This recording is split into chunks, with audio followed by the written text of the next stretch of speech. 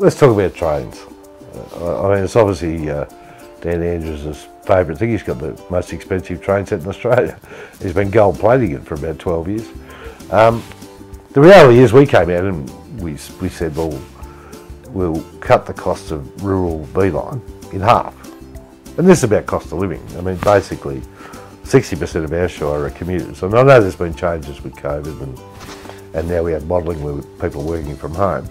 But you have to look at the upside of this. There's also people in Melbourne who are desperately trying to come to Ballarat or Bendigo or go somewhere for a weekend or come up, bring the kids up, bring the grandkids up to Sovereign Hill, whatever it might be. The fact is that money is real money, it's real cash. That's cost of living money that they can now put back in their pocket. It gives them that opportunity when they're maybe humming and hawing with the cost of living as it is today to say, well, we take the kids up to Ballarat, well, we can afford it now, and it makes it very affordable to those that commute every day. It's money that goes directly back into your community because it's the money they're saving. It's cash, cold hard stuff. I know in years to come we might not see cash, but the reality is the cost of living in the bush is a very important thing. We're being hammered with the fuel price. I think the diesel price the other day was about $2.30. I mean, you can imagine, it's not just the cost of filling your car up, but what about everything that has to be transported into the bush? It has a direct effect on a can of soup in the supermarket. Those simple things.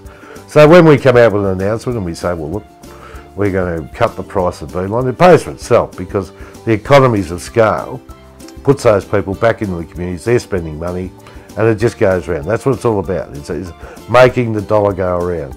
So what do we get out of that? They say, well, it's going to cost 20 times the cost. Well, I don't know where they get the logic of that. 20 times when you halve something? I know that they're not good at maths, and well, we know that from the economy, but ultimately, I would have thought that would be a great incentive in rural Victoria.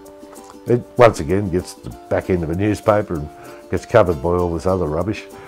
And yet, the next day they talk about the $2 fares in Melbourne, and it makes the front page.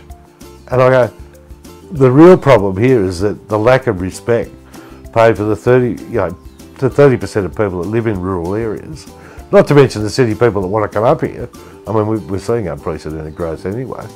It creates opportunities, and I think it's really disappointing that we've become an us and them government where if it's in the city, no worries, it doesn't matter how much it costs. And the same thing can be said for the power lines. I mean, they put them underground, even if it is 8 times the cost, because it's in the rural area. Oh no, we can't do that. We can't be doing. We can't be wasting money in the rural area.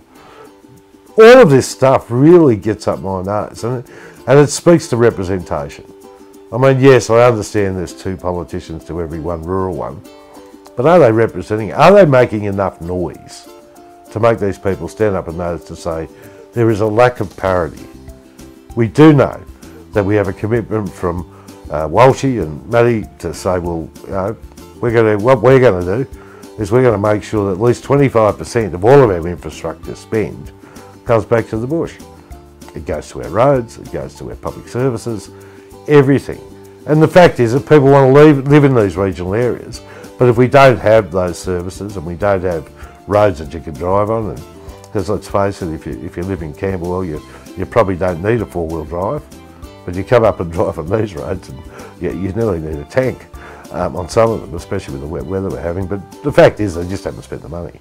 So what I'm saying about public transport in our areas, and here's one for you. The Greens are continually raving on about the train system, and then on the other hand they rave on about the problems that we're having with renewable energies, and we've got to change the way we operate and save the planet and all this stuff.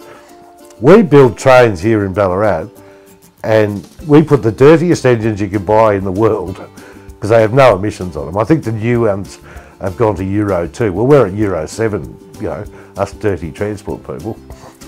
Euro 2. So, not a murmur. But if Grandpa wants to take his 5 horsepower 2-stroke out on the bay, it's been banned because he's going to kill the planet as he waves to the ship going past with this dirty crude and destroying the bay.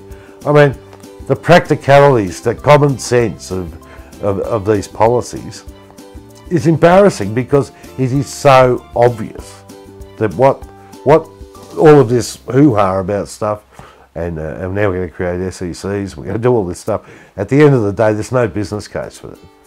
So what I'm saying is that these things are good for the bush. Let's embrace that. Let's call it for what it is. That's great.